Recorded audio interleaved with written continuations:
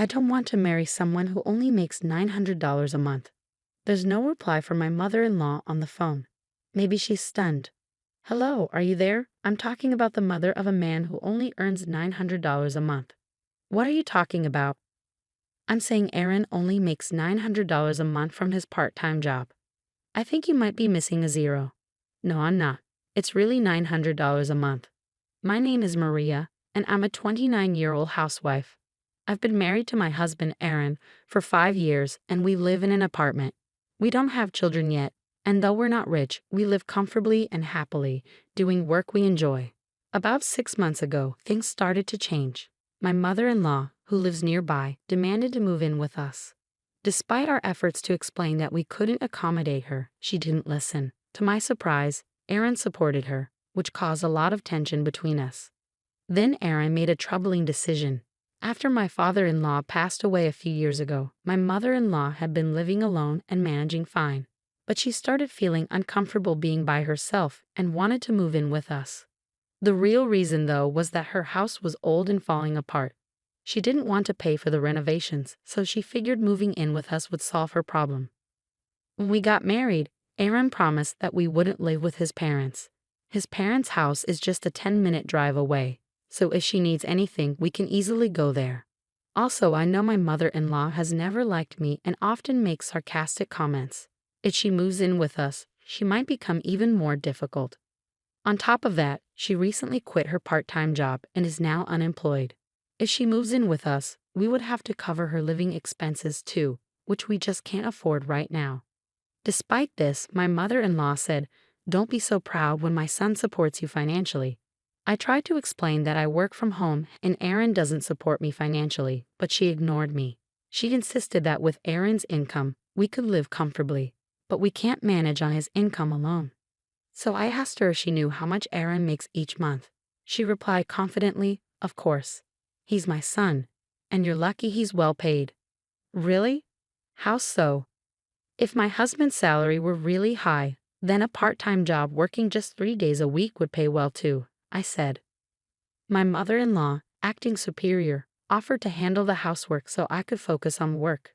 She then criticized me, saying, "You can't manage your finances well even though my son earns so much. Aren't you a big spender?" I responded, "No, I'm working hard every day and saving money. I'm not a spender." She then said, "Aside from money, this apartment is too small for 3 adults." When I mentioned that, she casually asked, "Do you want to move to a bigger place or buy a house?" Aaron, influenced by his mother, started to change his mind. I wondered if he couldn't stand up to her or if he actually wanted to live with her. He began to complain, telling me not to be so stubborn about his mother. He even said something that made me question his true feelings. "It's more enjoyable to live with my mother, isn't it?" Aaron asked. "What are you talking about?" "He says she'll take care of the housework for you. It would make things easier for you, Maria." Aaron seemed fully on board with the idea of moving in with his mother. I didn't know what to do. I tried to resist as much as I could, but out of frustration, Aaron took drastic action. While I was out for the day, he moved out of our apartment. When I came home that night and saw that his things were gone, I immediately called him. "Where are you? All your stuff is missing." "Yes, I moved out." "You moved out? Where did you go?" "I bought a house." "Bought a house? With what money?" Hello." It sounded like my mother-in-law was covering the phone. "Yes, that's right. My son and I will be living in the new house for a while. We might move in with you later if you change your mind. You probably can't even afford the rent there on your own. You better be sorry." "Okay, well, excuse me. Hello?" My mother-in-law kept making sarcastic comments, but I felt ridiculous and ended the call quickly. They bought a house? They must be lying. There's no way Aaron and my mother-in-law could afford a house with their finances. I don't know where they are, but they can do whatever they want. Honestly, I can live on my own without Aaron and manage financially. I was already paying the rent myself, so I'm not worried. I started seriously thinking about divorce. A few days later, I got a call from my brother. "Hey Maria, long time no talk. You know Aaron and his mother are at my house, right?" "What?" "My brother owns a house. After he bought it, he got transferred, and I've been managing the house since then." "Hold on a second." I immediately checked the safe in the bedroom. The key to my brother's house is missing. Tom, the key is gone. Did you call Aaron? No, I'm actually watching the house from outside. I'm sorry, Tom. It's a long story. I think I have a pretty good idea of what's going on. What should I do? We can call the police right away. Yeah, but they're your family. I don't think the police will intervene. That's true. I'm sorry. I'll handle it in a couple of days. Can I ask you to wait a bit? Okay, let me know if there's anything I can do to help. Thanks. As soon as I got off the phone with my brother, I called my husband. Oh, I hope you're feeling sorry by now. Why is my mother-in-law picking up? Where are you? Oh, you don't sound very sorry, do you? Where are you? I don't mean to tell you anything, my mother-in-law said smugly. You're desperate, aren't you? You don't want to give up your husband with a $9,000 monthly salary, she continued. $9,000 salary? Who were you talking about? Of course it's my son. A son with enough money to buy such a splendid house. Ha ha ha. I couldn't help but burst out laughing. What's so funny? She asked, sounding offended. Aaron said that if you don't listen to him, he's willing to divorce you. I see. Then divorce is fine, I replied calmly. How stubborn are you? If he dumps you, he won't be able to make it on your own, will you? Of course I will, I said confidently. I don't want a husband who only makes $900 a month. There was no response from my mother-in-law on the other end of the phone. Maybe she was speechless. Hello? Are you there, the mother of a man who only makes $900 a month? I asked again. What are you talking about? She finally replied. I'm saying that Aaron makes $900 a month from his part-time job, I explained. I think you're missing a zero, she said. No, I'm not.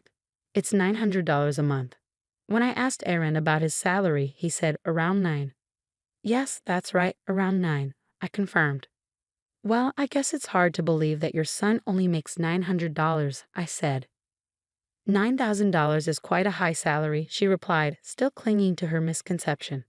It was thanks to my salary that we could pay all our expenses. By the way, my salary is around $500. You mean $5,000, according to how you're thinking. I'm not being supported by him. My husband quit his job a few years ago. Since then, he's only worked part-time 3 days a week. When I told my mother-in-law about this, she didn't react. I continued with my story. By the way, the house you're living in right now, the one you think my husband bought, it actually belongs to my brother. What? No, Aaron bought this house, she insisted.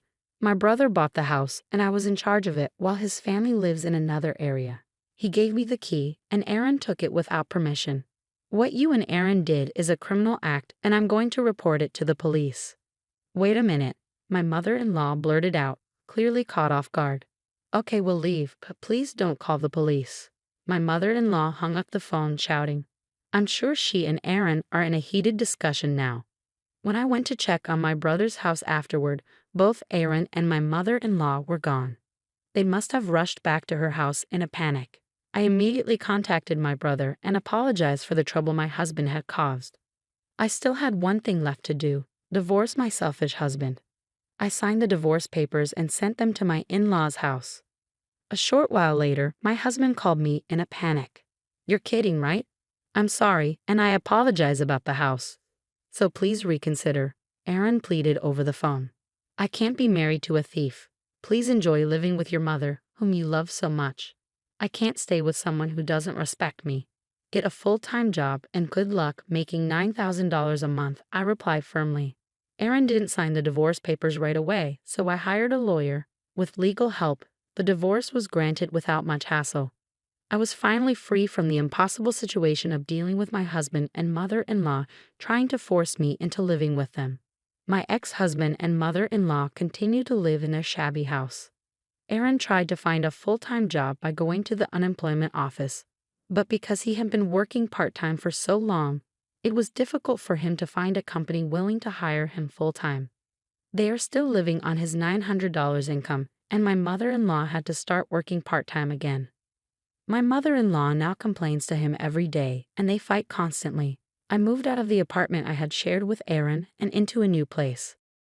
I no longer have to support him financially, and now that I'm on my own, I can focus on my work from home even more than before. My income is steadily increasing, and once I save up enough money, I'm planning to buy a house for myself. Her husband just didn't understand his own situation, did he? If he had thought about it properly, he should have been grateful to his wife. Instead, because he didn't appreciate her, he ended up in this unfortunate situation. It's a good thing that Maria divorced him. Maria, enjoy your peaceful life from now on. Thank you for watching. Please subscribe to the channel if you enjoyed this video. See you in the next one.